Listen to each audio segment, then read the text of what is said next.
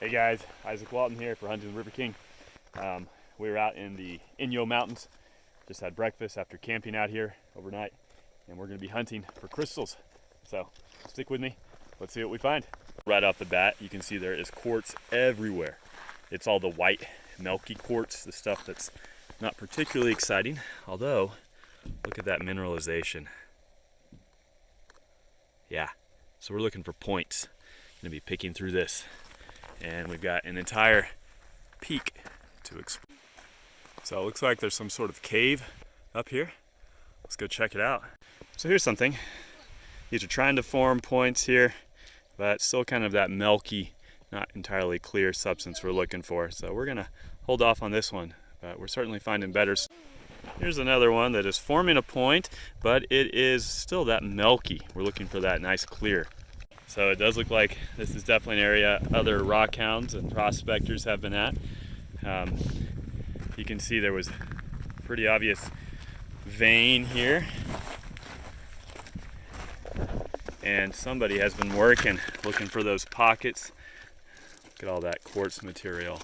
This has all been dug. Another cool piece, but not exactly what we're looking for. I'm hoping for points, actual quartz points. Okay, here's an isolated point. Seems like we're on the right track. So far, very few full points, a lot of partial broken ones, but we're almost to the cave. Let's see what it looks like inside. All right, we made it. Somebody must have dynamited this or something. Just blew the whole thing off the side of the mountain. Maybe old prospectors, maybe some very aggressive crystal hunters. Like people have been digging down. There's also plenty of pack rat droppings, so we're not going to stay too long in here. But you can see some quartz veins further back. There. And somebody was working inside of that too. Curious what that looks like. Let's see if we can get any closer. Hard to see. There's a little bit of quartz over veins over here. Now that is ridiculous. If this was a little bit more intact, this would be a stellar specimen. Unfortunately, the top is broken off. Someone left a handful more of their broken finds here, and they were probably working this. Let's get a little closer so we can see. This is what I believe they call a pocket, which is, look at this here, walls and walls of crystals.